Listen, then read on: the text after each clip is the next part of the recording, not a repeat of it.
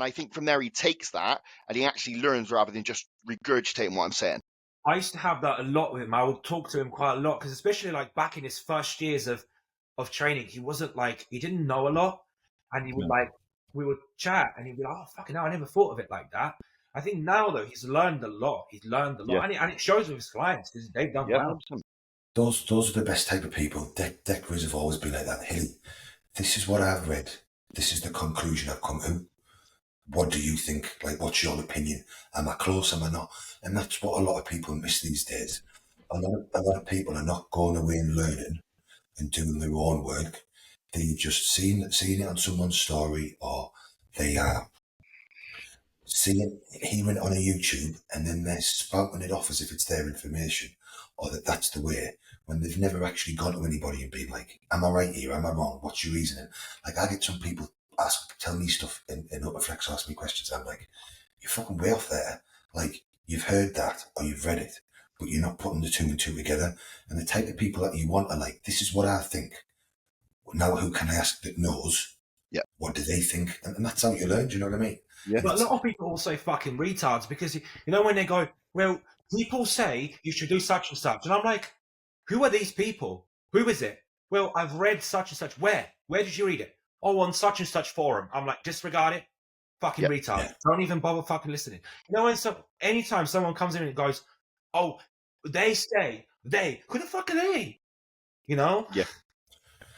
Half the time it's just people that have heard it from one place and they're regurgitating it to another place, and it wasn't even right what they heard in the fucking first place. And what I've learned over time is the person that's asked you the question is normally the problem, because I've helped them. And then when they spin that information back to me in a week's time, I'm like, how have you added 2 and 2 and got 68? Like, that is not what I said to you. I told you to do this. Why are you doing it this way? Do you know what I mean? Yeah, bro. Last night I was about to go to sleep, and my client Justin in America messaged me. He goes, bro, I've just weighed myself on 157. I'm supposed to be weighing in at 155. I was like, you dickhead. I was like, bro, you've had 3 meals. Of course you're going to be heavier. Is it the morning? And I go, I'll talk to you tomorrow, man. I just turn my phone off. I was like, I can't be asked dumb shit, bro. And what a lot of people, that type of people will do, they'll message me and they'll go, I'm thinking of doing such and such. Is that a good shout? And I'll go, no, it's stupid. Then they'll go and message Hilly and they'll go, shall I do this? And he goes, yeah, do it. Fine. Fuck it. You know? Yeah. And that's what they're looking for. They're looking for someone to say yes to them, to justify their... They look like friction as well. Like they like to get that, well, Hilly said yeah, Chud says no. And they like to play that off to people, you know? Yeah. So, I tell you, just as another thing there on about that, I've just had a client, right? So for anybody listening, don't ever do this. If you're going to add a drug in or you want to add a drug in, always discuss it with whoever's coaching you or with somebody that knows more. So this client's like 3-4 weeks out. Randomly, he's told me that he added Helios in the other day. So he's been on that for 4 days, which has got Yohimbine in and Clen. And then he forgot to tell me 10 days ago, he added some other mad mix in that's got more Yohimbine in, ephedrine in, something else.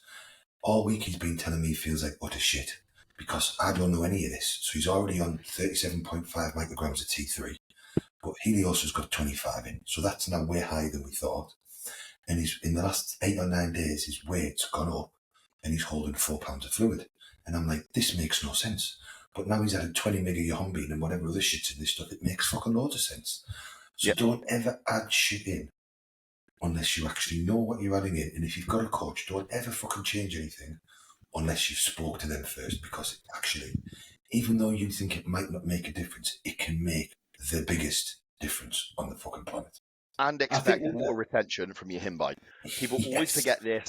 It doesn't make you look dry straight away. It makes you look watery. It destroys your CNS. I didn't really like the stuff. I've seen no real benefit to it, but I've seen it time and time again. Put it in with clients. They get very watery very quickly. They're up 2 or 3 pounds. I just put it straight back out. I don't like it. No, I've never noticed anything personally. I don't feel any different off it. It doesn't affect my heart rate. I've never got anything from it. Some people seem to get something from it.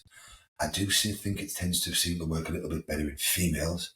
And obviously, if you're someone that doesn't want to use tested drugs or illegal drugs or you're natural, then it's definitely something that I do use.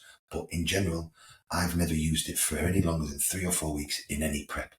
AJ didn't have me use it, and I know some really high coaches are fans of it, but I do think that if you take it and you don't feel any difference and you don't notice any difference in terms of your heart rate, how you feel, I just think you're a non-responder, to be honest, which is certainly a common thing, it seems.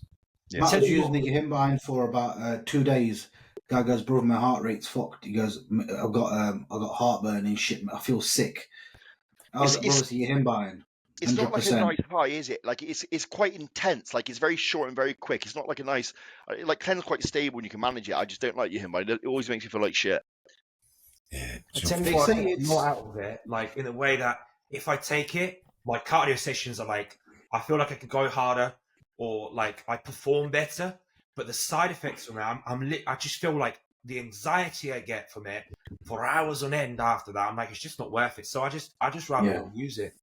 I bought a pre-workout in South Africa. I remember messaging Hilly about it. I was out there for like a month or two, I think, and my training just went on its ass. Like it was so weird. I was sweating loads. I couldn't sleep at night. Couldn't work out what the fuck was going on. I bought this like pre-workout called Pablo Escobar or something like that. It was like some weird name.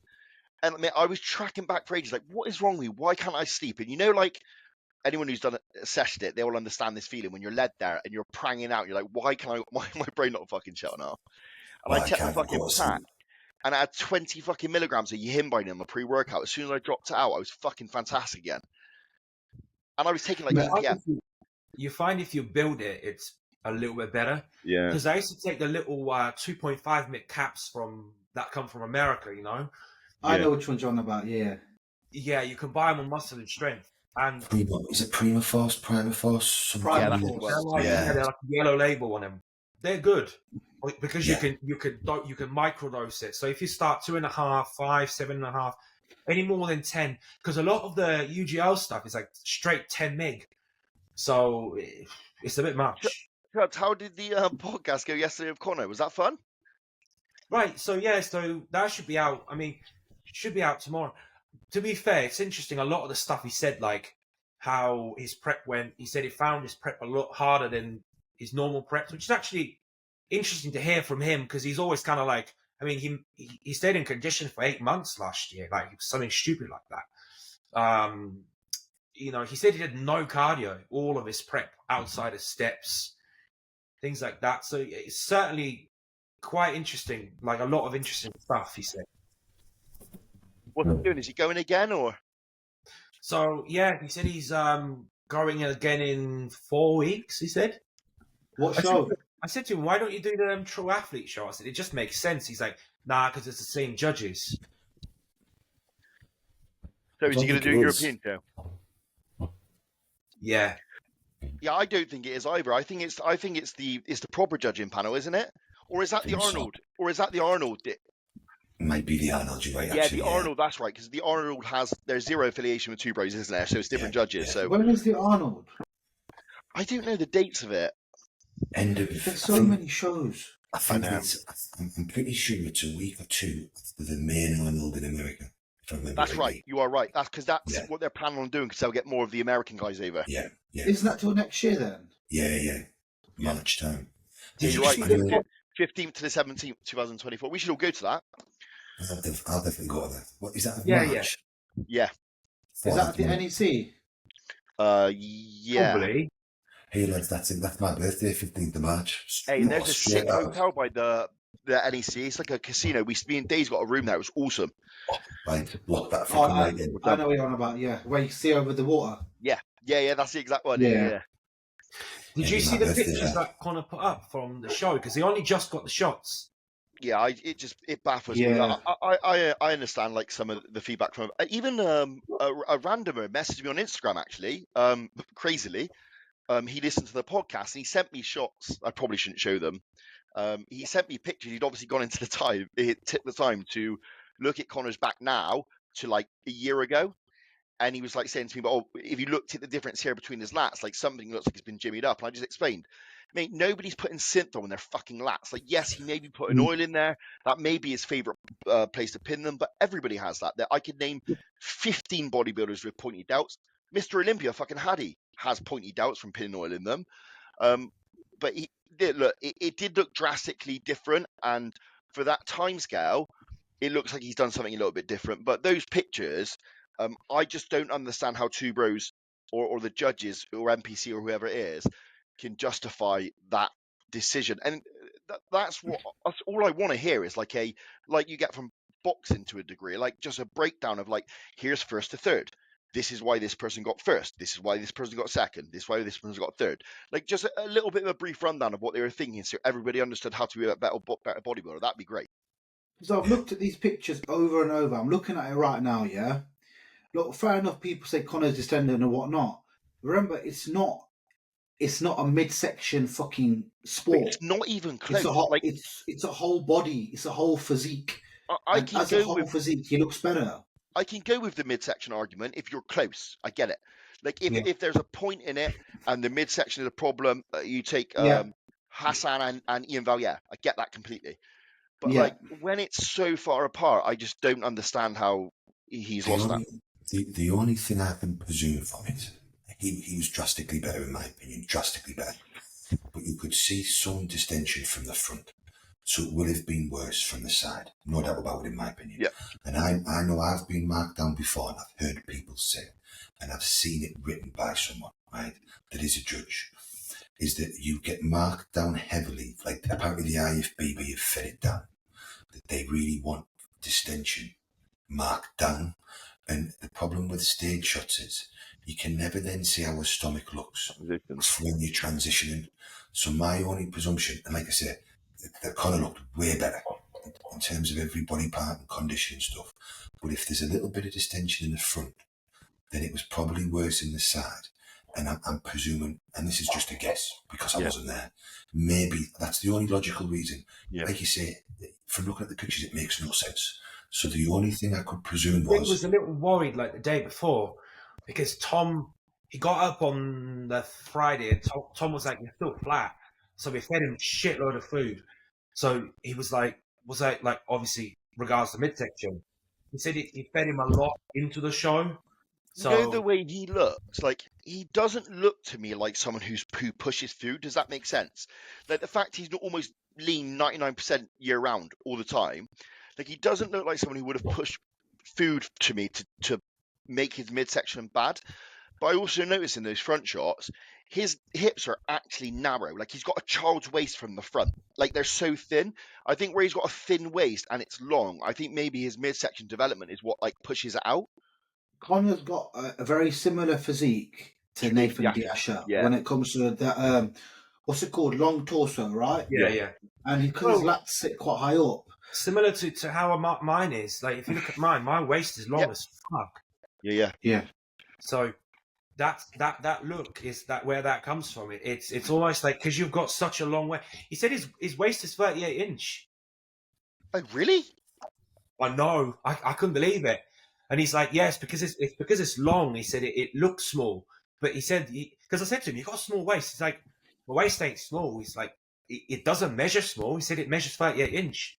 But one thing people have to remember as well is, and even for like Connor, Hader had to do about 25 fucking shows to get a pro card, and that motherfucker should have had it ages ago. Yeah, he's had to keep knocking on the door. There was one point, I think everybody in the UK wanted fucking Hader to win.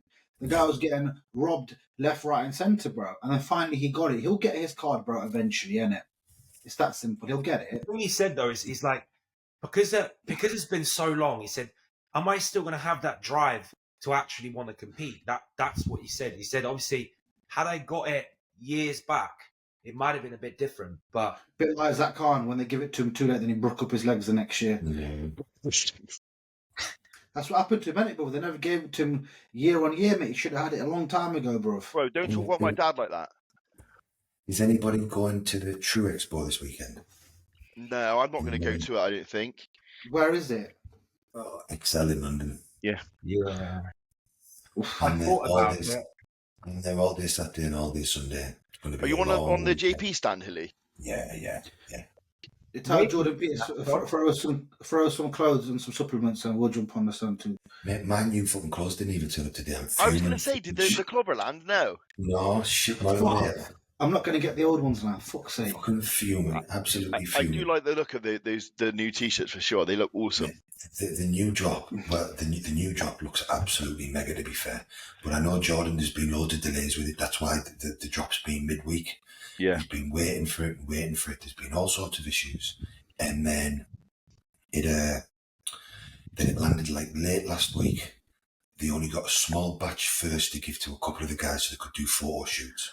And then I'm pretty sure the order only landed at the weekend, and they've had to try and turn it round to get it on before the True Expo. Did it sell out in like 4 hours today? Jordan said it's been more successful today than any other clothing How drop. much fucking money that dude must be making, man? Like, just like scary to like sell out. Just think of how much stock he would have ordered, knowing how popular he is, and to sell that out is absolutely bonkers to me. He's always been very clever, and he approaches things right. So getting the athletes to take pictures of it, he always puts a discount code on stuff. You know, he approaches everything very well. Like he says to us, once you get the new drop, don't be wearing the old clothes. We all get at least one of everything. So, you know, so we're all walking advertisements, people see it. His brain works so well with business, him and Corin, and the machines constantly. I've got a good business recommendation for him, though. On his website, he should set up like a subscription order, because it does my fucking head in. I always have to go in every month and order my supplements. I do the health stack, the one that saves like a £5 or a £10 or whatever. But if you could just click and have it come monthly, it'd be a dream, and I'd never have to go a week without it, because I just forget all the time. And maybe I'll mention that to him, actually, because that's a good idea. Yeah, I told him to make some slippers, and he was like, "Bro," he goes, "I'm not a money making guy like that." He goes, "The ones from Shoes are good enough." Yeah, he loves his shoes. They're fucking slippers. He so couldn't care about anything fucking money wise. It's nuts. It's fucking class. But I think people don't give Corinne enough credit as well. She's absolutely fucking. He does though. Maniac. He does. Wicked. Yeah, Jordan does. Jordan is always. Yeah. But none of it would exist without Corin. Yes, Jordan was the initial startup brand, but like, and Jordan is the first person to say this over and over again. Corin is the biggest workhorse we've both ever come across. I mean, Jordan is a workhorse. They are both very impressive people to me, and I know I work hard, but Corin has a work rate that is just unfathomable to everybody else. Honestly, you've never seen anything like it in your life. Just constantly, and like, it's not as if like one of those people that are really focused in on business and everything else falls away. She remembers everybody's on the team's birthday. She sends me a birthday present every year. Christmas, like, she is on the level that nothing is forgotten about. No family stuff, no friend stuff, no business stuff. It's unfathomable, to be honest. She's a machine, mate. She's a machine. Yeah, there's no fucking doubt about it. She's just a winner, isn't it? You know, you get these people that once they set their mind to it, they'll accomplish anything that they want to do. Yeah, on a different fucking level. Shall we cover some questions, boys? Yeah, definitely, lads, definitely. There was a couple of good ones in the group, wasn't there? Did you put one in the group, Riz? Yeah, did. Oh, was it? Oh, yeah, Riz, wasn't it? The question box. Yeah, I put a question box up. I got some people going absolutely fucking in on us as well, the little bastards. Read this one. This dude goes, "Do you think the bloated look has fucked up your physique? The same with Dave and his tattoos." Yeah, I'll hunt your IP address down and kill your family. I actually enjoy them. I think they're fantastic. Like, that's why I really want to share them. They make my day. So yeah, I got quite a few that were put in. Someone sent this. I had to screenshot. Sorry, bro, I forgot your name. Can you boys touch on lipid management on one of the episodes? Having a nightmare with my LDL. Stay away from SARMs. Yeah. For me, in terms of LDL, first and foremost, cardio is very, very good and should be in at all of the times. I have seen a drastic difference to those that keep cardio and that don't in how good their LDL stays. Eating clean, eating shit food will bump your LDL up. There's no way about it. So, you know, daily food, if you're picking that stuff, even your free meals. And when I say clean, I do not mean just eating fucking sushi all the time.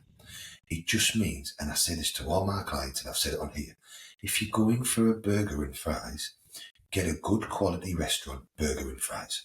If you're getting a pizza, go to an Pizza Italian. Express. Yeah, go to a sourdough place. the more quality ingredients in your food, the less trans fats, the less shit. So that will help. Then So avoid grains, like. basically, yeah. And then HIT cardio definitely will have a positive effect if it's riding high. And then in terms of supplements, red yeast extract is very, very good at bringing down LDL.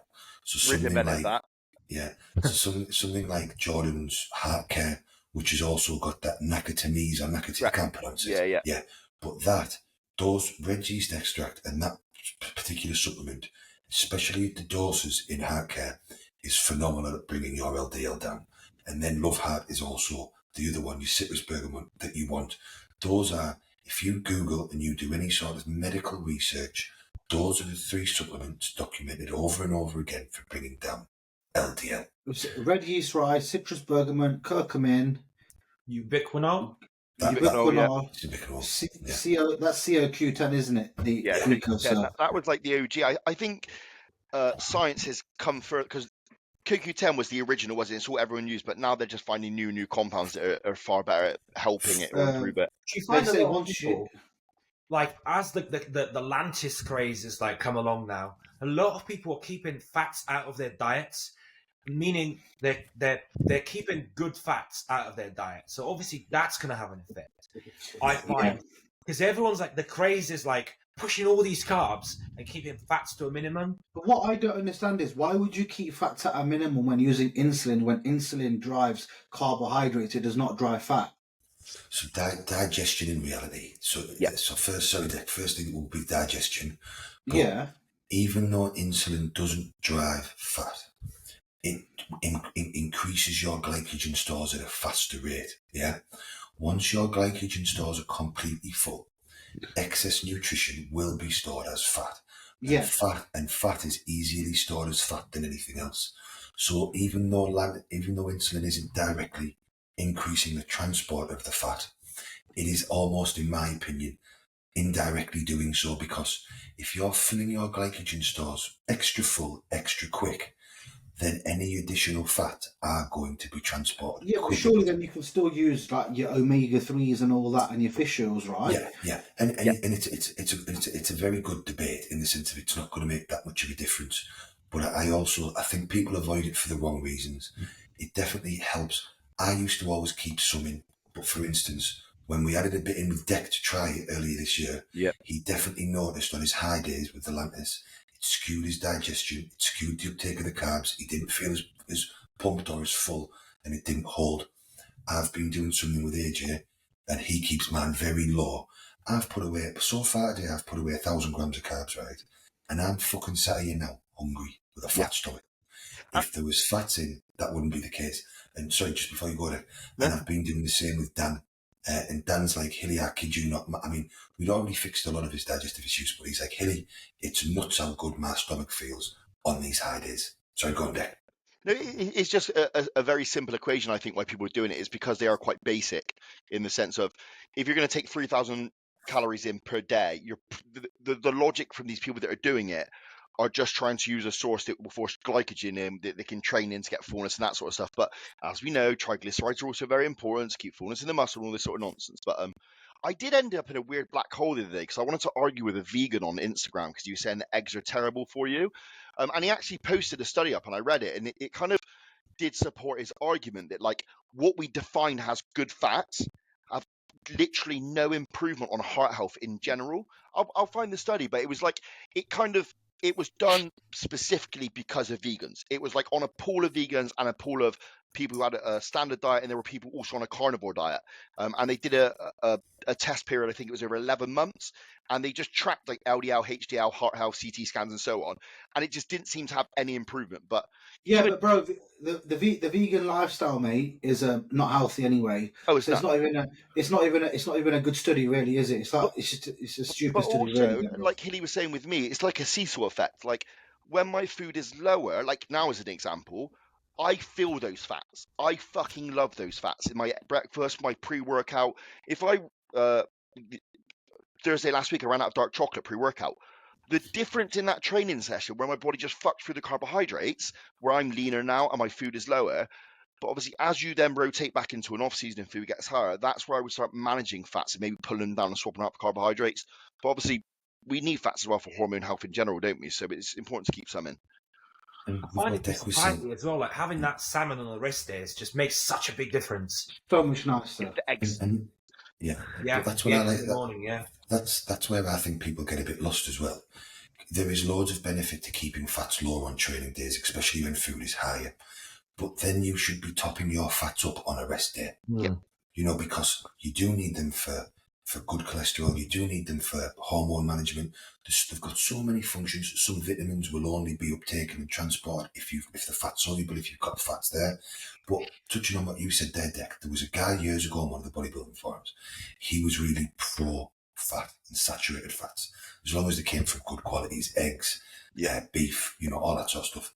And he posted loads of studies that actually showed if you were eating good quality saturated fats, so if you're eating, say, free-range eggs, if you're eating beef, meat, salmon, like good quality meat, not bacon and sausage, good quality meat, right?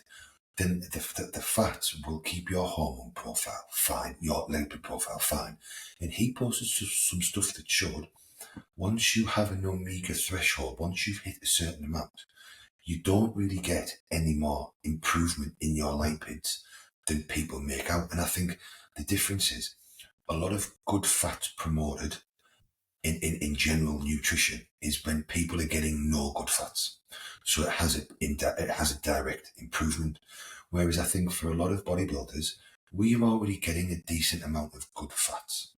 So I then don't know how driving them much higher has more benefit difference. And then when we then take steroids into account, several of, like, so me, Jordan, a few of us, we've looked at loads of blood work, and we've come to the conclusion, and I certainly have, that your HDL level is very much dictated by your genetics. So for me, whether I'm on a cruise dose or a cycle, I never, ever see any higher than 0.9, 0.95, whatever.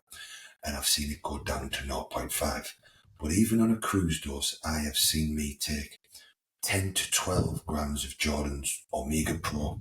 I've seen me buy that, is it Carlton's, whatever the expensive liquid one is. Yeah. I've seen me double dose every supplement, and it doesn't matter what I do, I am not seeing one. Where I've had the odd client come back, full on cycle into a show off season, and he's at like 1.6. But if, say, I looked at 1,000 bits of blood work, 950 will all be between 0.6 and 0.9. And I spoke to a TRT doctor, and he's like, that's just what we see.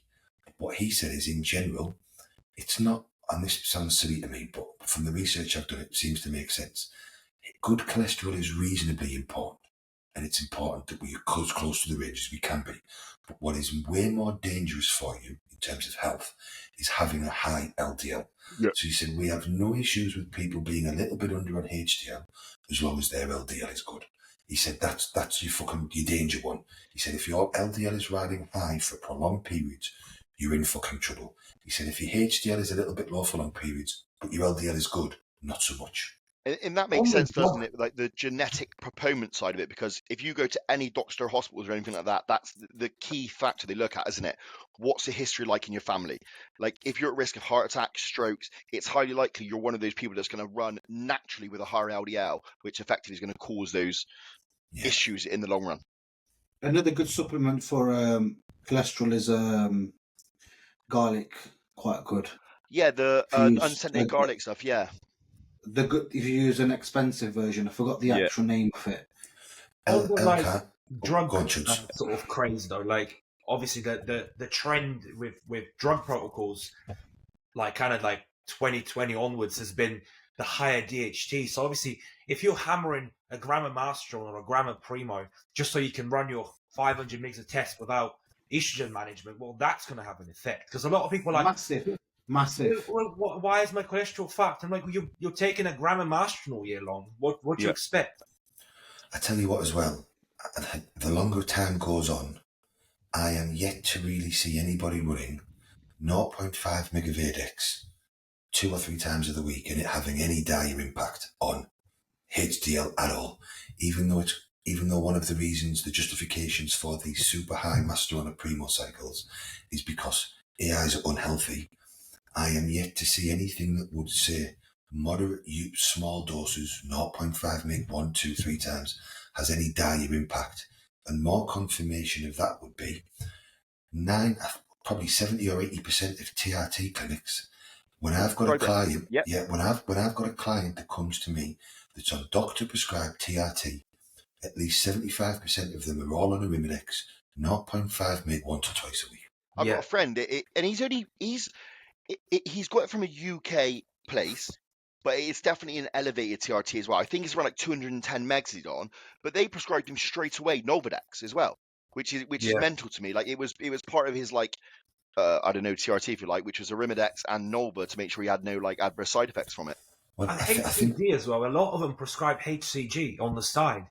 Yeah, to keep I've been doing a lot of reading on this, and I know people say it doesn't make sense, but it definitely does in terms of just specifically as fertility is a goal in the future. Like it just makes sense that if we do go on a cruise, run HCG for a couple of weeks just to make sure everything's firing, and then drop it back out before you go back on blast. But it does make sense to me. The science does support it. I used to do that with a lot of people, and I got that from Don A and from Big A, who runs Professional Muscle. What they would do is, when you dropped out your cruise period, they would have you run Clomid and HCG. Yeah. And the what's the term? The example I would say to people, or the analogy, sorry, would be, think of your car, right? If you leave your car on the drive all year and the engine never starts, when you come back to it, it will have seized up. If every month you go out and turn it on and rev the engine up and let it tick over for a fucking day or two or a couple of hours, it will have more chance of restarting.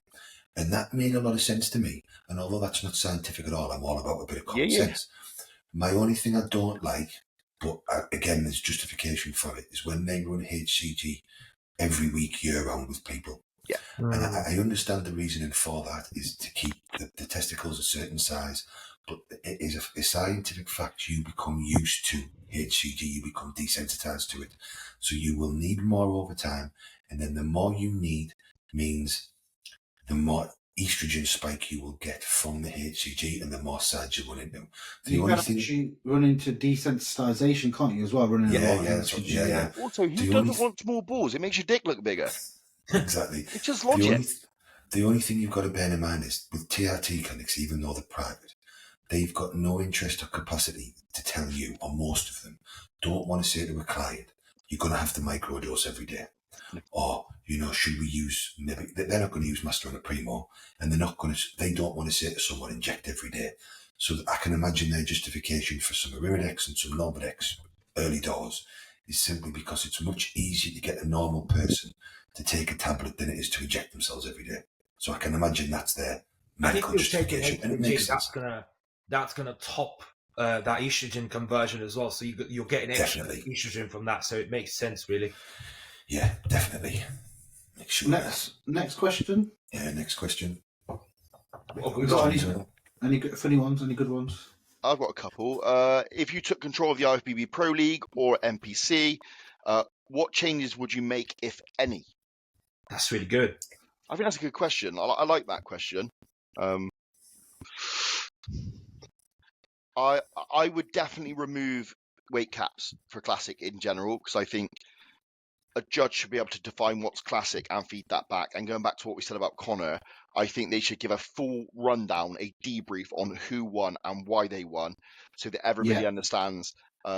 And it should be done, and that it should be sanctioned as well. So those judges should be sanctioned, and if they're shit, they get scrapped off. Well, this is the thing, right? In the Pro League, you haven't got weight caps like the same way, like you do in Classic, you do, don't you? Yeah, but obviously not at the Olympia. At the Olympia, it's all even, isn't it? No, at the Olympia, there is a weight cap. No, you still need to make weight, but you're obviously going up against. You're still yes, you make weight within that weight class, but you're let's say take Neil Curry. He's still going up against Chris Bumstead. They're both being judged evenly, really. So, but what I mean is, I think, as an example, let's say Neil Curry of someone's height should be able to be 250 pounds if he looks Classic. As long as you fit the criteria of Classic.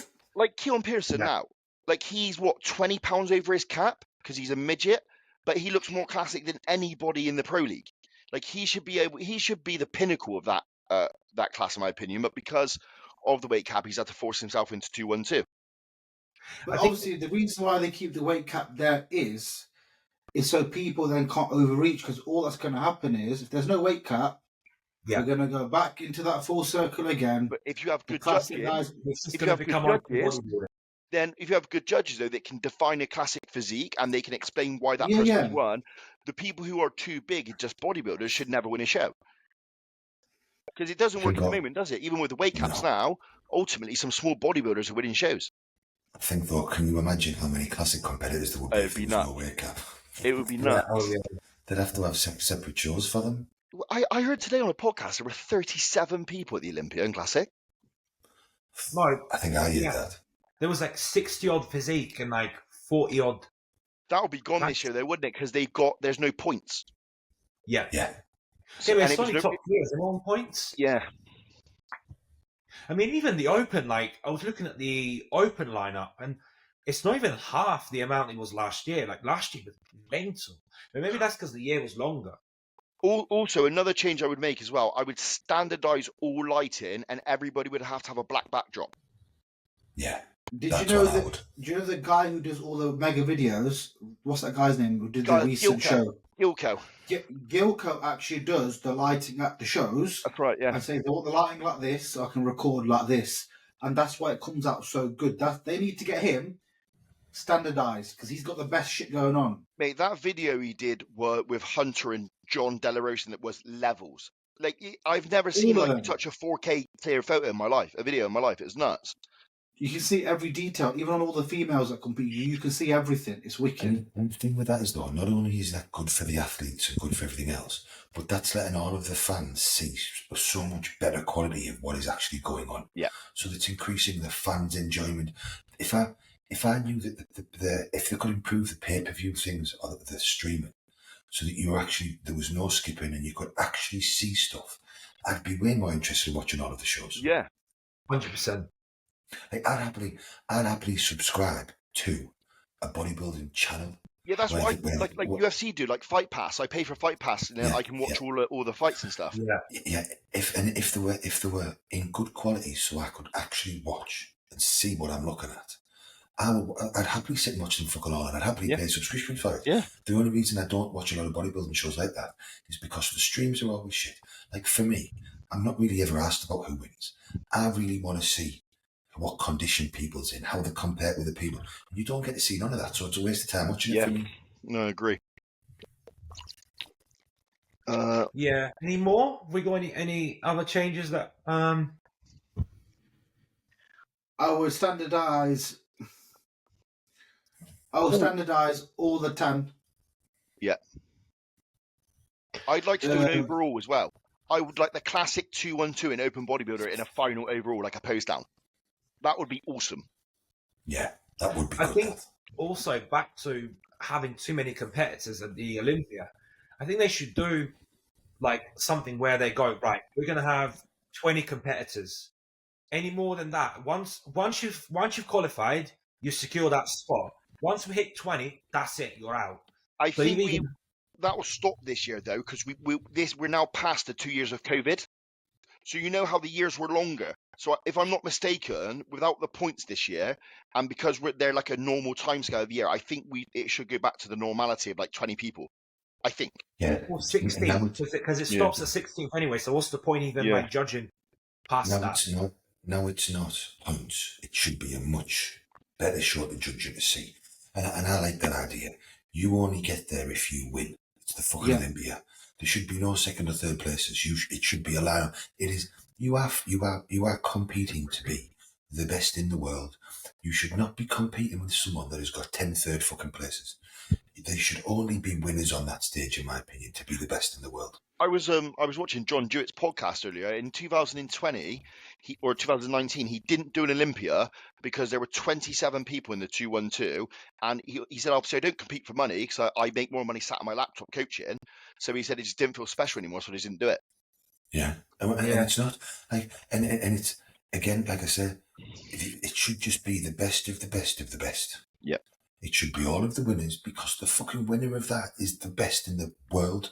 There should not be people who've accumulated points just to get there, because there's no way someone that's come third, second, whatever, is even going to be in the top 5 or the top 10 anyway. I don't care what they do over the year. Do you know what I mean? Isn't it mad as well, like how the sport is more popular than it's ever been? It has more revenue than it's ever been, and they've never increased the prize money.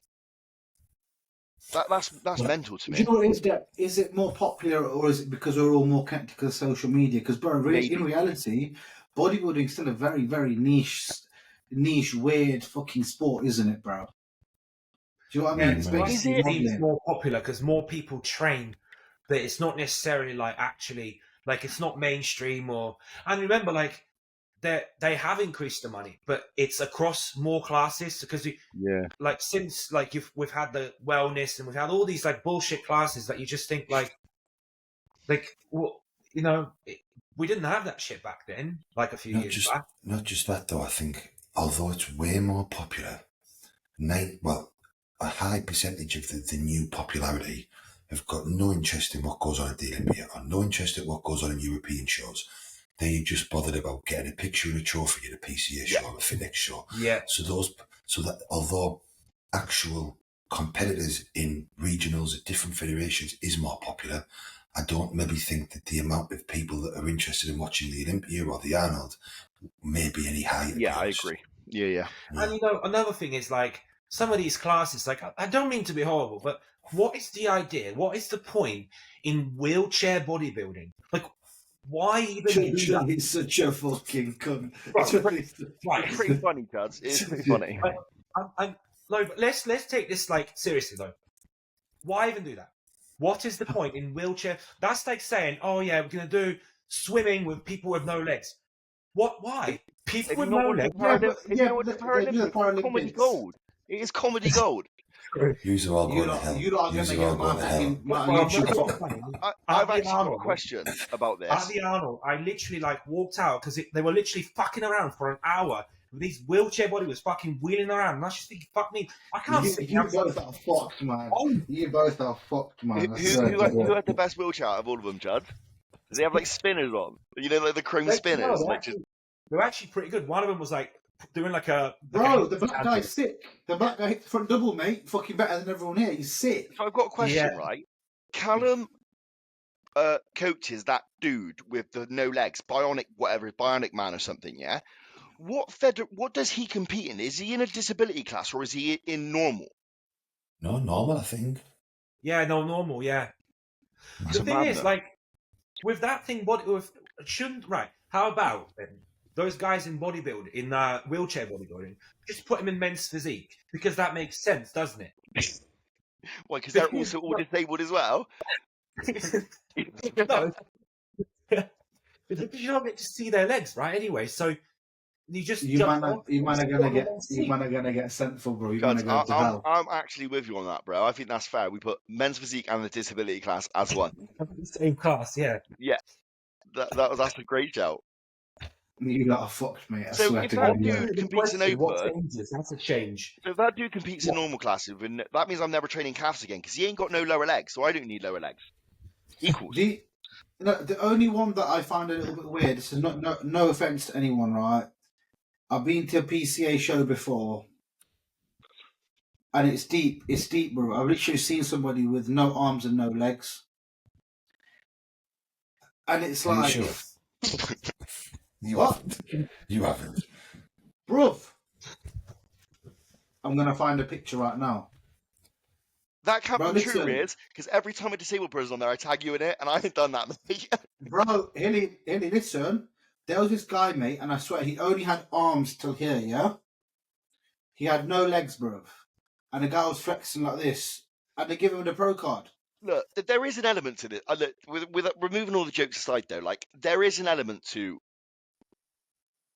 I still think there should be an attempt of muscularity and getting in shape, because some of the disability classes I've seen it's almost like there is no effort. Now, I know these people are handicapped or they have limited abilities and so on, but they obviously are eating food. Like, if you're going to do a bodybuilding show, I think there should be enough respect towards the sport of, I'm going to at least attempt to get in shape. And some of them I've seen, were fantastic. One of the PCA show I went last time, there was a guy who was severely disabled, and he was in shape. He was full body, full able-bodied, in shape. But I think he had like cerebral palsy or something. He had something. They need to do what they do in PCA China, yeah? You have a fucking body fat test, and if you don't pass it, you fuck off. Do they? That needs to be across every single federation in the world. Some of the federations. If you don't look a certain fucking way, because remember, boys, the PCA used to say back in the day, if you do not reach our standard, we will not let you compete. But I'm sorry, there's a lot of fat bitches that compete on the PCA stage, yeah? That's wellness's fault. Legit. That's wellness's fault. Mate, some people, bro, it's an embarrassment to the sport. Shouldn't be allowed to step on the stage, mate. I It's a agree. joke. I do agree. What annoys me more than anything is when people are on stage and they clearly I've just not dieted the will. It does grind me because I do feel it is a disrespect to the other athletes and it is a disrespect to the sport in itself. You know, obviously that's a very impossible thing to police, but it is something that gets to me when I look and I'm like, listen, you're just taking the piss. And that's only because for me, one of the attractions to bodybuilding and one of the things I love is the fact that you can look up stage and you know who has suffered and who has worked hard, right? And there's nothing better than seeing a lineup, male or female, and like we say every week, in recent times, the girls have been working harder than a lot of the boys. They're in better shape across the classes, right? We've all said this, right? But nothing makes me happier to see or enjoyable than looking at a lineup and everybody is in shape and you know they've put the work in. But then nothing pisses me off more when I see someone stood there wobbling about with wobbly body parts that clearly have been fucking lazy, that haven't put the work in with a stupid fucking grin on the face. I just think, how can you fucking disrespect the other people that have put the work out there? And it's an impossible thing to police, do you know what I mean? Some coaches need to be blamed. I tell you what, it's not impossible. Look at the two bros. Connor was making a point. Connor was making a point yesterday, right? He wanted to compete in a show last year, a pro qualifier, but he hadn't done a qualifying show. And they said to him, look, you can come in on Saturday, compete for the qualifier, and then fly out there the same night and compete on Sunday. And he goes, why? I'm a British champion. Like, why should I fucking have to come in and compete? But what they wanted is just the money from him. So he can pay him to enter, right? So the way you police that is you have to win an overall or a show in order for you to do finals or whatever. They do that by, if you're just going to have to turn up, well, they think, well, I'll just turn up and then I'll die at the finals. Do you know what the maddest thing is? At Hilly's show, there was a gang of like Eastern European kids going absolutely mental outside because they didn't do their music. The motherfucker gets on stage at 800 weeks out with no tan on. Why are you going mad about your music, man? You haven't even been to the gym this year. Fucking nuts. It's fucking nuts. But I do agree there. I think like in two bros, you shouldn't just have to turn up to be able to do a pro qualifying. You should be placing top 3 or winning your class to go to a pro qualifying because it is just money making. Because that's why the classes are so fucking stacked, and it's a waste of the judges' time, and it's a waste of the whole thing because you've got people that are not turning up, and I only have one gripe with the PCA and the way they do things, and it's like their universe, right? And I've said this before, I think, if you can go and place top 3 or top 5 or win at the finals, right, and get an invite to the universe, fine. But then I can go and do a qualifier 3 weeks before the fucking universe, come forth, just at a qualifier, not at the finals, and stand on stage next to you. Now, I think that's a disrespect to you. Yep. Like, if you are competing at a universe, the only people on that stage should be the top athletes of the year. Yep. It shouldn't be any Tom, Dick or Harry that's rocked up. And I know they judge it on, well, you were worthy on the day. That's a fucking regional. Yeah. You should be worthy on the day at a fucking finals. Like Nabi did it. You go regional, you go to the finals. You then go to your worlds, you go to your universe. Because, it has to have some prestige to it. Yeah. I don't look at someone that's just come 2nd or 3rd or 5th or 6th at a uni the same as I would if it was just the winners. If you've come 3rd out of only winners, then you were amazing. But if you've come third out with some people that only came third at the regional, you ain't that fucking great, mate. I think they've changed that pretty recently though, because when I did my first time at PCA, like they did not hand those British finals out. They didn't. And then over the past like 2 years, like I've seen girls that come like 11th place get British finals fucking invites. So maybe it is a money thing, just getting more heads in it, or just because it's getting I got quieter. invited to finals and the universe with how I looked on that show. I didn't even win, and I got invited. And I was just thinking, what the fuck are you like? What are you doing? Like, They you know, could see that you were peaked terribly, Charlie. They know you have the minerals. No. I think a first timer shouldn't get invited to a finals. Not a finals. Finals, fair enough. But a universe. It's a bit. Yeah. I don't know. It's the same. It's the same. I've seen girls that are 6th and 7th get invites, and I'm like, Yeah. listen. And the thing is, it's a mismanagement for me, because what should happen is, if you really truly want to go to the finals, and you came 6th, then you'll go back home, get back on a fucking treadmill, you won't put any food in your mouth, and you'll work harder, you'll pay and go to another regional, and you will try and be better to earn your ticket to the finals or to the uni. Yep. And that drives people of a good level to compete more. Yeah, I What agree. drives people of a poor level to compete more is easy fucking passes to a finals. Well, there is delusional ones as well that will turn up to 4 or 5 different classes. Like the ones that don't win, they're the ones that will fork out like 120 quid or whatever the two bros charges per class to enter 4 classes. You know, and also I think with the PCA, like back to what you were saying, Elias, like I think the universe is like the first part of the year was like, if you notice, like a lot of the shows were like dead. Like there was like 3 people turn up in like in a tall class, and you think like, and the standard wasn't even that good. And that's probably why they do that, because if they didn't like invite these people, there would be no one at the fucking universe. No. Yeah, and it just, I think that if you take away the fact that you need to be earned, like if you really want to go to the finals and you come 6th, right, and you don't get an invite, then you go back to work, you work harder, so every show the quality will be higher, other people will see that they need to work harder.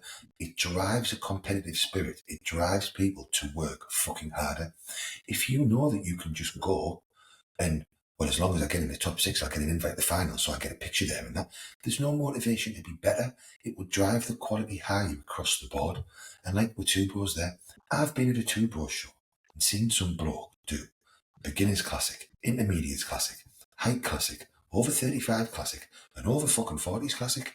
He must have paid £1,000 until he eventually fell in a class where he was on his own.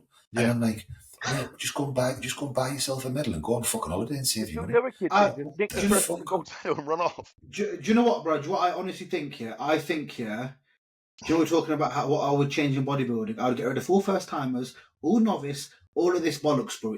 Should be juniors and then normal fucking bodybuilding. This pushes people to then actually be better. Because right now there's a lot of fucking wet wipes here doing first timers, novice pro. You can do novice, but if you've competed 7 times, you can't do it here. But if you do it there, you can do it there. It's a load of fucking bullshit, bro. Go and compete at a good show where it's just open playing ground. This will bring up the level of the physiques. That's why we're seeing shit physiques, bro. We're seeing shit physiques all the time. I think first timers is important and novice, but I just think the ruling should be like it always was.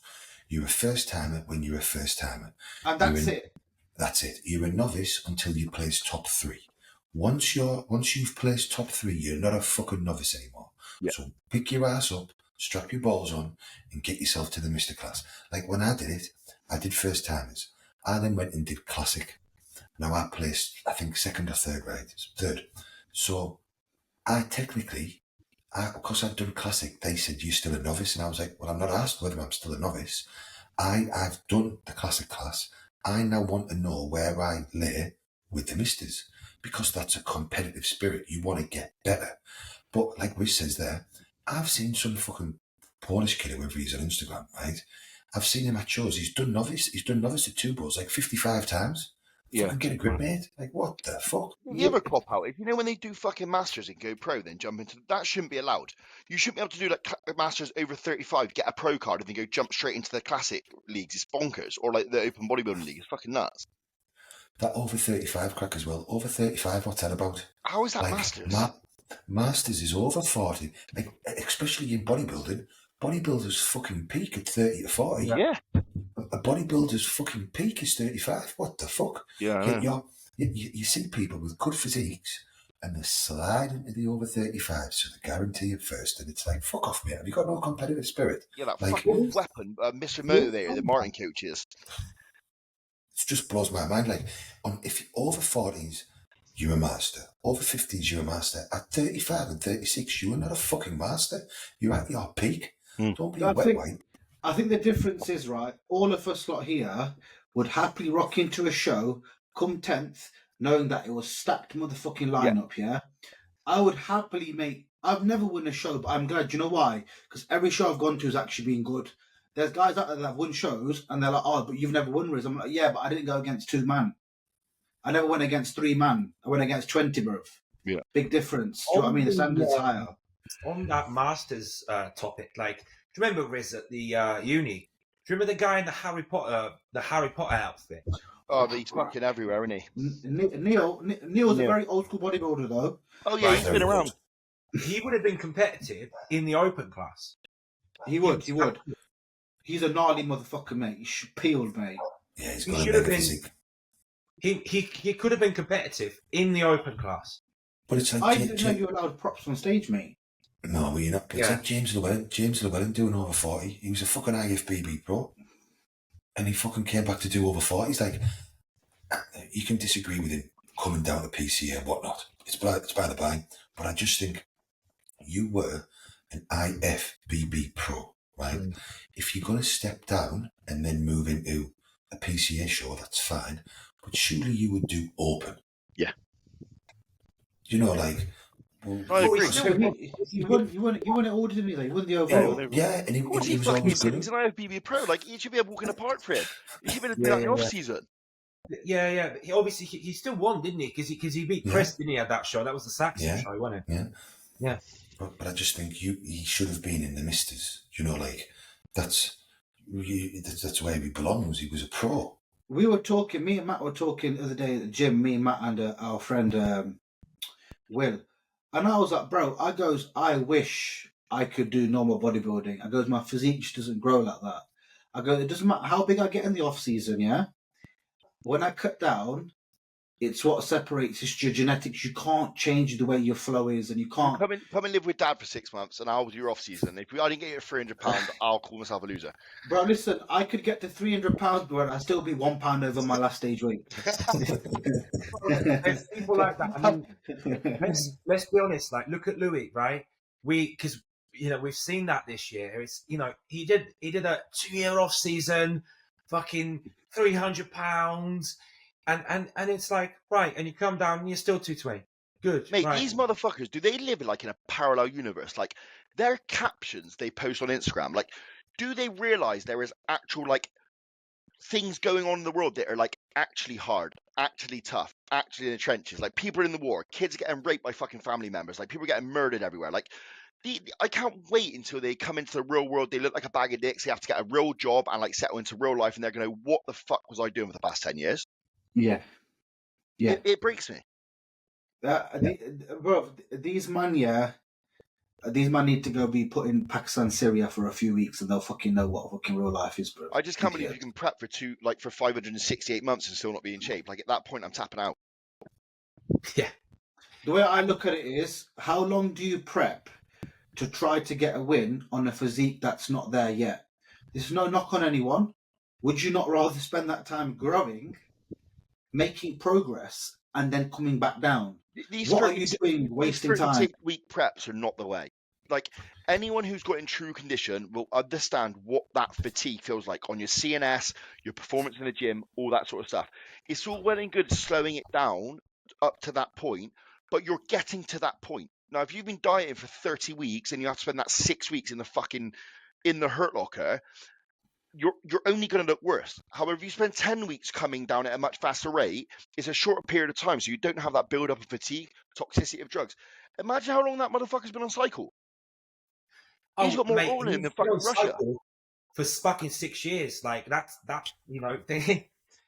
And I tell you what, problem is also, if you bulk up to 300 pounds, yeah, you can't come down in 10 fucking weeks. You just Well, can't. Louis is quite tall as well, Chuds, You've right? got He's about no 6 fucking foot. business. If you're 220 on stage, you've got no fucking No, business no, no, no. going up to 300 pounds. You know, you should be 250, 255 at a push, 25 pounds above, 30 pounds above stage weight. Especially if you're someone that doesn't get lean easy, you've got no fucking I business think being. 40 is a good number. I think 40 pounds a good number. Like, Right. if you should be within 40 pounds, I think, of striking distance. I think that's a good number to land that, in my opinion. That's about what I get to every year, about Yeah. 40 pounds. Yeah. Because, like, what happened was with my prep, for example, we pushed it, right? It was 275, right? 275, and we came down. We came down to 220 in 12, 13 weeks. But the look isn't good. It's not a good look because you have to kill yourself to get there. Yeah. Like, you know, because I know what I had to do to do that. I'll never do that again. 275, forget that. But bro, I think Chudley is so person dependent, bro. Because it doesn't matter. Hilly will know this. It does not matter how fat I get, bro. In the off season, I will always come into condition. Yeah. Mm. And I think it's so person dependent on how you are as a and just how your body reacts. How long have you lifted for? How much drugs have you used? How stress free can you be? Because like, I'm gonna get fat next year, bro. I don't give a. I'm gonna get full blown, bro. Because I know I can come back down. Sure, I just don't think everyone can do it. You won't, because it happens to me every off season. I think my waist is going, then I diet down. I'm like, oh, it's fucking fine. I should have carried on pushing. I think the other problem is as well is. Sorry, go on. I think the other thing as well is that I think where people have got lost in translation is, yes, dieting for a longer period of time will help you potentially preserve more muscle, or if you do it right, you can build some muscle at the same time. The problem is people are taking that thought pattern and dieting for 30 fucking weeks, right? But they're dieting for 30 weeks on the drugs that do a diet for 10 weeks. If you were going to do a short prep for 22, 26 weeks, no issues. But the first 6 to 8 weeks should be drugs that are going to enhance, maximize muscle building. You should be getting bigger and better. You shouldn't be running the same drugs that you would be fucking 10 weeks out, 20 weeks out. It's fucking ridiculous. And I've signed a few clients this year that have worked with other coaches, and 2 of them were prepping for 32 weeks. 32 weeks. No off-plan meals, very little high days. They hated. They were miserable. And the end look wasn't fucking perfect. It was worse.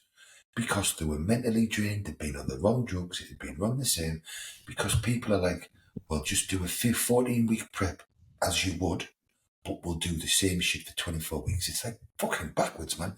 And then the thing that blows my mind is, and because I love to come back to a common sense point of view, when bodybuilding was great, when it was at its peak, there was no fucker dieting longer than 12 or 14 weeks. No one.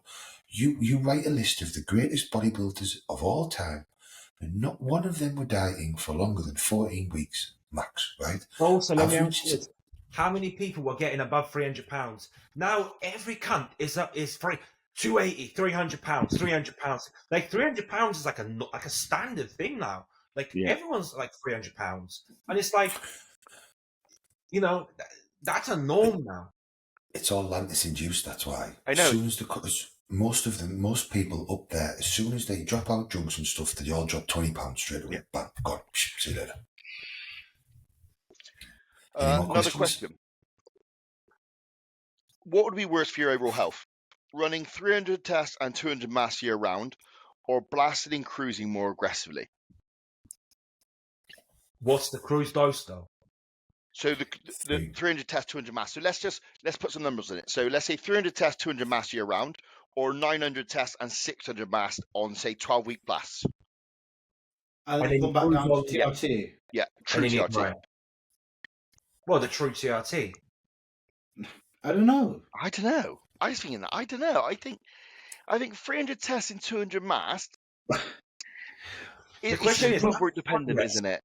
Bro, I just want to say these questions are so stupid, yeah, because it's such a person-dependent thing. He could do motherfucking 7 grams of tren and his bloods come back all right. I do 5 milligrams of Anavar and my bloods are fucked. Okay, then let's rephrase it then for the question set.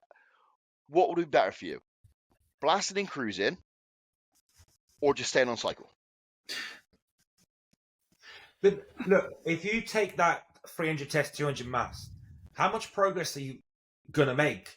Because up to a point, right? And then after that, you kind of just you know, you're not really. You kind of need to go up, come back down, so then you can go back up, right? So it's not really gonna be advantageous for progress, right? Surely. I'll give you a better way of phrasing it.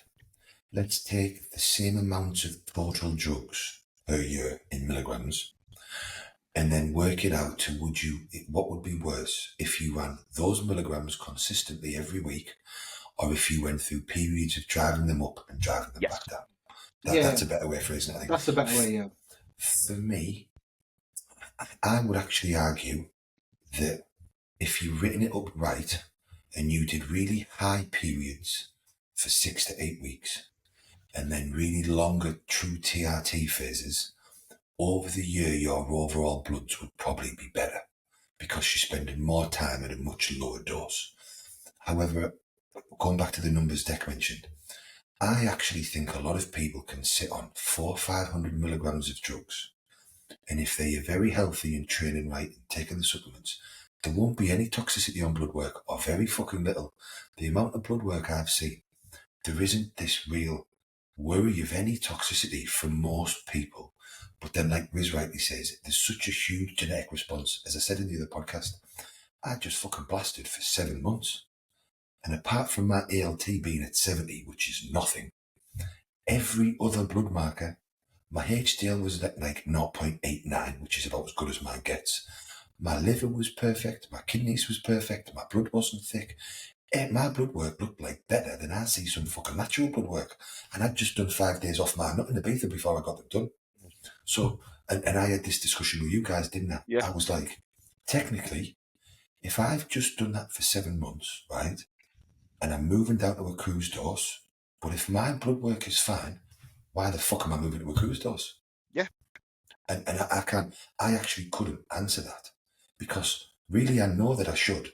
And I was actually telling myself that I felt toxic because I'd been on all of these drugs for a while and running into 2 shows. But my bloods were fucking perfect. No one would believe they were my bloods. No. Never mind session getting off me nut for 4 or 5 days in Ibiza. But I've had 2 different doctors say to me, genetically, my body just handles drugs well. Now, obviously, there's that sense of, if you've been on an elevated dose for a long time, do you become used to it? Are you becoming, what's the term, where you're not getting the progress? And you can argue that backwards and forwards, but I couldn't answer that question for myself. Why do I need to cruise? If my blood work is good, why do I need to? My only argument for the cruise would be just to give the pinning a bit of a break. That's it, mate. It becomes very, very annoying, bro, after a bit. Yeah, fucking. It doesn't matter how good of a pinner you are, yeah. It comes a time, bro, where it just becomes fucking annoying, mate. Especially tail end of prep. You hate it, don't you? The end of prep. I'm at the point now. I'm like, D, yo, come up, pin my red outs, come pin my lats, come on, fucking long. I think it's because the leaner you get as well, they just don't sit the same. I agree. Because you're losing the fat and the fluid in the muscle tissue itself, the triglycerides. I can be using the same bottle that sat well before, and I'm just starting to feel them a bit more, and they're a bit. But I put some L-Carnitine in my quad the other day, yeah. I never get pipped from L-Carn. I put it in my quad, and it's fucking pipped up. Dodgy batch, bro. Dodgy batch. I was like, what the fuck? So I banged it in my shoulder, same again. I banged it in my other quad, same again. I was, you know what? Fuck it. I guess I'm not going to risk it, not right now. It's because you're dehydrated. And you're super flat.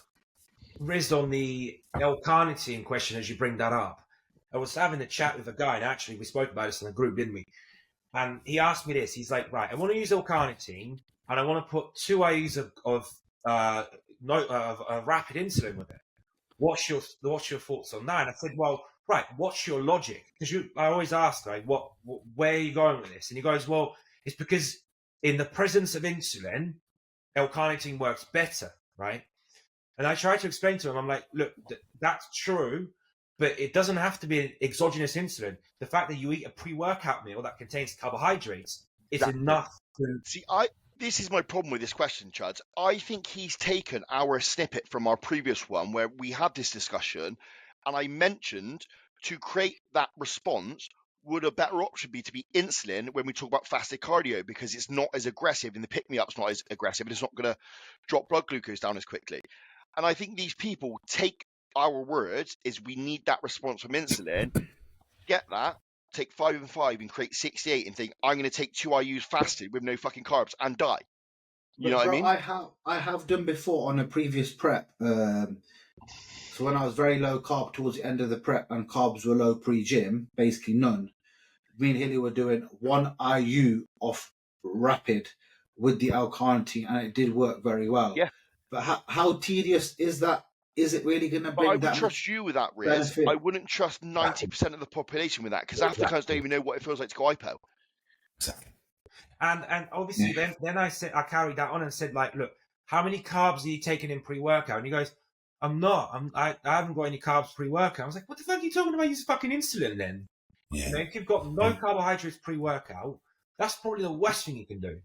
Yeah, and I answered this for the same guy on Jordan's forum, and I've said this on here. In my experience, the risk of taking, because I have played about with this several times, the risk of taking insulin pre-cardio or insulin and carnitine when you're in a diet phase, because that's the only phase that it would be worth doing, the risk of running hypo and then having to break your diet and overeat does not outweigh the benefit of any enhanced fat loss.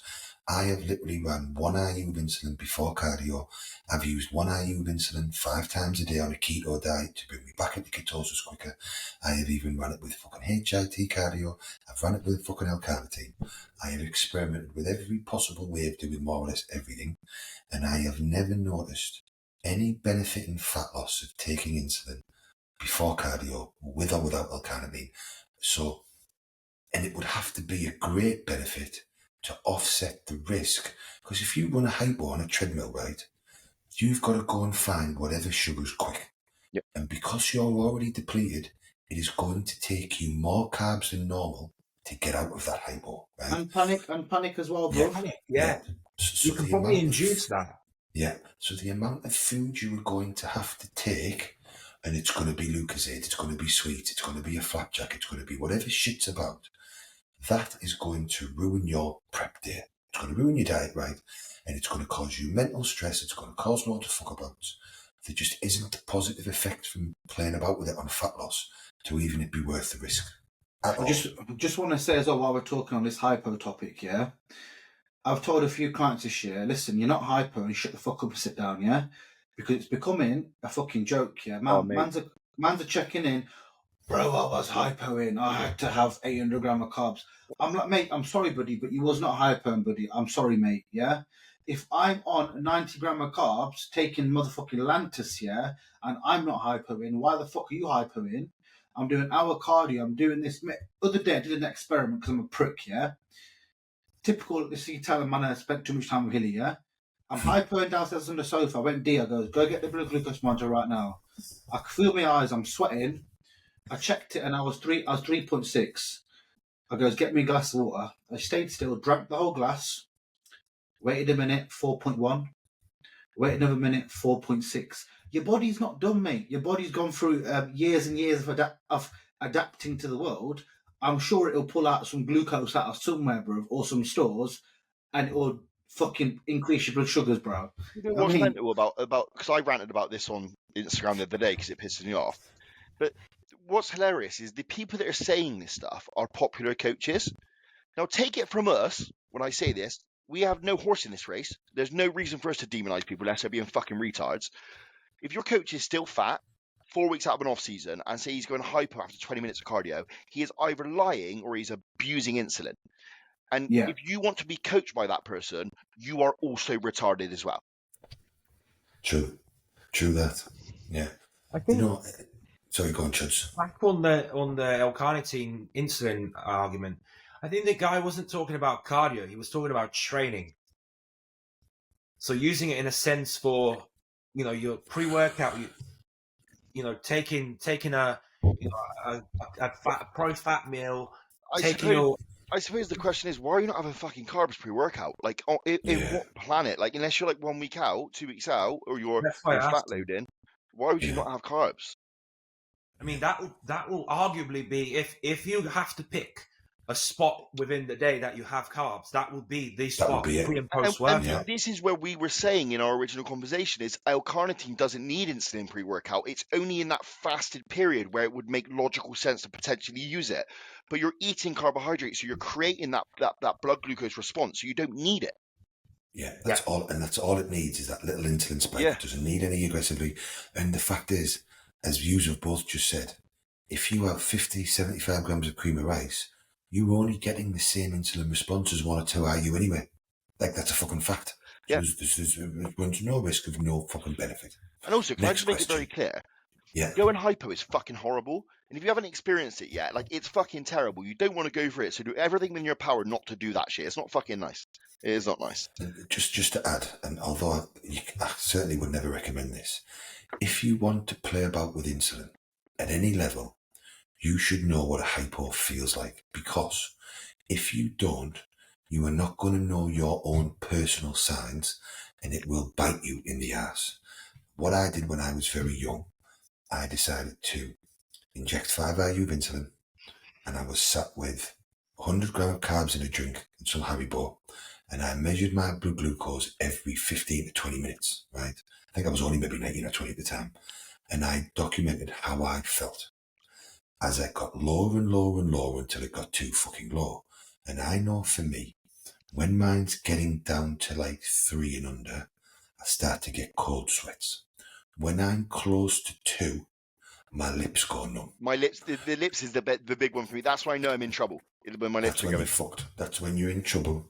And then all of a sudden, like, I get a bit giggly as if I've had a balloon or something. Yeah, or you want right? to talk loads. Like, I'll just chat fucking shit, mate. It's weird as hell. Yeah.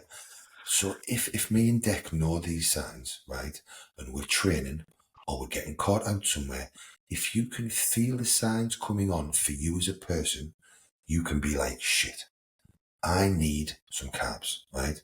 Whereas if you were reading these stupid protocols on Instagram, or you're getting the wrong advice and you don't know what it feels like, you are going to end up in big trouble. Because what people don't factor in is, someone will say, take 5 U of insulin pre-workout and take 50 grams of carbs. And they'll just say, that's perfect, right? It might be great for chest and arms. It might even be okay for back. But not for But if you're training legs like you should, you best believe you're going to be in big trouble by the end of your leg session. Especially with some people saying they train for fucking 2 hours. And if it's a very hot day, you are going to be in trouble. Because if you're hot and you're sweating more, you're burning more glycogen, your sugars are going to drop. There is so much that can, if you haven't had the same amount of meals before you've trained, say you normally have got everything set up and you train after meal 4, if all of a sudden you train after meal 1, and you as a person, that may impact the way the insulin hits you. It is so situational dependent on what can go on. Like, you've got to be very careful. And any client that I go through this with, you should also have carbs in your gym bag. at all times. Liquid drink and glucose tablets. You should also keep a carb drink and a flapjack in the glove box of your car, right? Right. Because with tablets everywhere. I have my center console just full of packets of sweets. honestly, because I've seen me, I had them in my bag years ago, but my gym bag was in the boot of the car, and there was a massive accident on the way home, and I got stuck in the traffic, and I was like looking about for and all this, and it just fucking hit me like this. Now, luckily, the traffic was dead, and I had some in the boot of my car, but I didn't. If I'd have been driving on a long drive and there was nothing there to fucking grab, I'd have been in trouble. Do you know what I mean? So if you're going, insulin is not a dangerous drug if you're not an idiot. You should have done all of your research. You should have experienced it. You should have someone telling you these things. You should have all of your bases covered, like with any other drug that you do, because if it goes tits up, it can cause you all sorts of problems, and you can think your body will regulate itself from a natural hypo or one caused by food 99% of the time. But if you've whacked in 5, 6, 7, 8 IU of insulin, it is not going to rectify itself 99% of the time. Especially rapid, just to make it clear. Especially rapid. Yeah, rapid. I think people have lost respect for it because, 3 or 4 years ago, like before, like the Lantis and like the craze with insulin, everyone was like, "Oh, I never touch insulin. It's like the most dangerous drug." And all of a sudden, it went from that shift to where everyone's on insulin. And I think 85% of people that use it don't need it. Yeah, but even no matter how meticulous you are with it, like I had a really bad one. Jordan Fletcher know about this because I almost fucking killed us in my car on the way home because I was blind by the time I got back to fucking Gloucester. But I was off season setting, full of food, meticulous as I am every day. Nothing changes. But I noticed I was just getting a little bit more, let's say a little bit more hypo towards the end of the session, didn't pick up what was going on. And I drove to Wales, which is another half an hour drive. What I'd worked out was my GH that I was using for the week was fake. So obviously you imagine from Monday over to then Friday, what's happened is my insulin sensitivity is improving. I'm using the same amount of Lantus, the same amount of Nova. I finish the gym and I'm like, I get petrol. I was like, I feel a bit weird, but I can't be going hyper because I've been doing this for fucking 4 months. Like nothing's going different, mate. You should have fucking seen the state of me by the time I got home. I was in a bad way. I kept seeing like flashing colours. I couldn't fucking talk. I was terrible. One of the worst ones I had, and again, even when you know all about it, you can make silly moves, was so not the competing this year, competing like 3 years ago. So I'd done 2 trial runs of this high day, everything was fine. So I was like, do you know what it is? I'm getting 125 grams of carbs in meal 1 and all the way through the day. I'll just add 5 IU of Humalog to the first meal and judge how it affects the look. But not taking into account how depleted I was, how flat I was, how insulin sensitive I was in peak week because I was super lean, I'd been dieting for so long. I had my normal meal, took the 5 IU of Humalog, sat on the couch, and I must have flaked out because I just remember like coming round, I was all dizzy, laughing, the couch was soaking. My blood sugars were like 1.9. I remember messaging Riz. I was fucking falling about in the kitchen and he was like, don't take your fucking blood glucose. I was like, I need to know what the number is first. But just because I'll just add that in and not thinking logically of how depleted I am, how insulin sensitive you are in prep, mate. But then it ruined the high day because I had to then bring the second meal early. My sugars still hadn't gone past 4 because it hit me that fucking hard for that long. I had to then put 3 meals in within 2 hours and I was bloated, I was gassy. It fucked the fucking high day up. I was furious with myself. But it is, if we can get caught out, and we've been messing about with this for a while, Definitely it can cause you. And I think the reason it's become so popular or so easily used is because of Lantus is much safer to use, but it can still cause you problems. So it's just thrown in willy-nilly. Listen, when you hypo on the Lantus, it's nasty. what a fucking hell, it's a game over, bro. It's worse. I was cleaning up the house. I missed a meal because I was washing the car, right? I was baking hot that day as well. And I was like, oh, I'll have my meal in a minute. Let me just get this done. Don't want the car to get dry. Kept doing it. And bro, it just hit me hard. Like it was like full a on creeper, sweat. isn't it? It's like a creeper because it creeps, and all of a sudden you're so past the line, you're fucked. Like lips are gone, you're chatting shit. I was soaking, bro, and I'm thinking, right, I'm like, D, give me the sweets. I'm trying to eat the Haribos, bro. I'm trying to eat them, and it's just not going. I'm checking the blood glucose 3.2. I'm like, come on. It's just, bro, it's getting fucking lower. I'm thinking, what the fuck? I'm starting slamming the bastard's back. Just about to say that. Do you not find that sometimes it pulls you down worse? It does, mate. This was happening on my high days. When I was using Lantus, I should not have been hypo, right? But because they're so low fat, I was. But what I noticed was it was so much harder to rectify. It wasn't just a case of smashing 50 grams of carbs and everything was fine. Yeah. I was messaging you. I was at David Lloyd's working, and I remember getting 30 grams of sugar from somewhere. I just had a fucking turkey and rice meal as well. Yeah. So I was like, that should normalise me. And then I took 2 of those coconut macaroons in case I needed something with fats in, right? I had the Lucozade drink, I had the meal, and I sat in my car for about half an hour, and I just wasn't fucking getting any better. If anything, I was getting fucking worse. And I think what's happening is, because the Lantus is sat there pulling you down, but then when you're eating the sugars is causing your body to produce more. So whereas with fast acting, it's continuously coming out of your system, the fucking Lantus is just there. Yeah. So it's pulling you down all the time.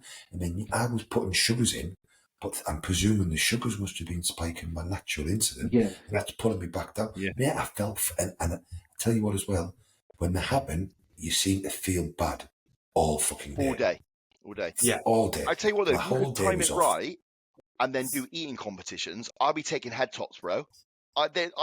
Everything tastes pucker, mate, when you're hypo, mate. Fucking hell, bro.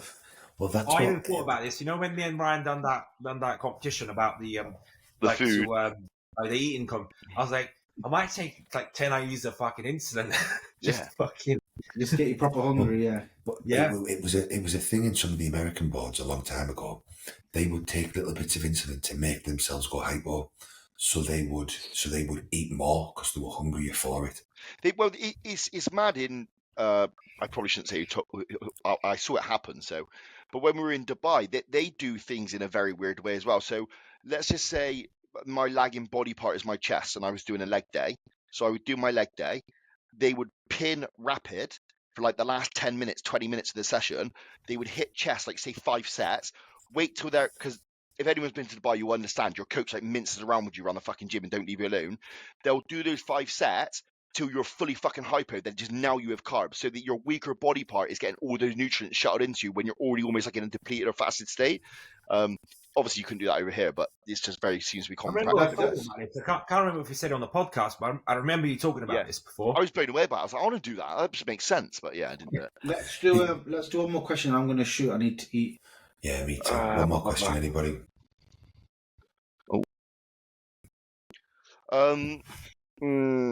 Thoughts on certain coaches and coaching academies having mid-tier amateurs and beginners on 3+ grams of gear a week despite promoting safer use models on their platforms?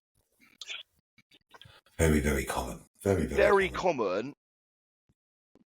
But it's because of the compounds they're using, they're defining as safer, so those total volumes are always going to be higher, aren't they? Because they will repeat a study on a rat to show that it had 8,000 milligrams of Primo and didn't have any side effects, you know? The other thing on terms of this, sometimes you've got to remember is a client may have said to a coach, listen, I know this is my first year competing, I know this is my first cycle, but I'm hiring you because you've got all of the drug knowledge and I want to make a big bang out of the gate. So it's not always that the coach is pushing high drugs. But the other thing is, it is also very common for coaches or people to portray an image on Instagram or social media or bodybuilding forums and that be absolute nonsense to what they actually do with their clients. And that is actually one of the most common things on the fucking planet. Because fact of the matter is, we are all well versed in the bodybuilding world and the bodybuilding scene. Nobody at a higher level is using low amounts of drugs, and nobody at a level where they are making rapid progress is using low amounts of drugs, in my experience. So, that is... But at the end of the day, it's all down to the coach, though, because, like, take me, for example, like, I've said to you twice now, can you get more drugs? You're like, no. I'm like, can I take more drugs? You're like, no. You're like, you're recomping That is true, yeah. more drugs. Because I'm taking, like, 250 tests and 100 mgs of Mast, and I said, like, Billy, can we get more drugs in? Like, nah, you don't need it. So it's like, and I've asked twice. So it's still down to that coach. It is. And yeah. I think the difference is, well, I'm all about using as much drugs as is needed to get as much response. Yeah. What I don't like, and I think what the question reverts to, is I am very honest about everything I do with everybody. I don't try and paint a thin picture. I will say over and over again, I stand by the thing of once you've got all your boxes ticked, over time we're all going to need more drugs. And I'm also constantly honest. I love the drug part of it, and most people do. I think the issue is people portraying a picture of you should only do this safer cycle, you should only use low doses, when them and the clients they're advertising are not doing either of. Yeah, I think that's where the question reverts that to. bit's hard, Chudley. You try get Hillies to let you go back on blast early. It doesn't fucking happen, mate.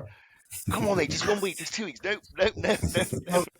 What I'll say to him next week, I'm like, shall I do my blood? Because, bro, I've got my blood work thingy on, like, in here, kit. Because what happened was, right, when we started out, he goes, right, I want bloods. I'm like, cool. I ordered them that same day. I ring up the clinic, and they're like, we're shut for all of July.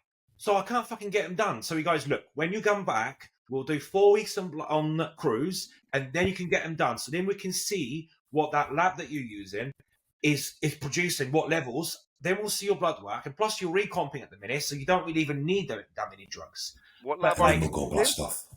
So I'm using the future stuff at the minute. I'm using they're testing their Mastrum. So that's kind of why we're doing that. Yeah, because then not only will you be able to then see how good that lab is, I will also then be able to see where those doses put your numbers, and then we can make a better move onto where your cycle starts, and also how high we can push what drugs. So it's all actually in planning to be as aggressive as we can be as we move on. Just doing it in the right way, isn't it? And it makes sense really, because like at the minute, I'm reconflict, so I don't really need. I don't need the jump. You know, it's just so makes right.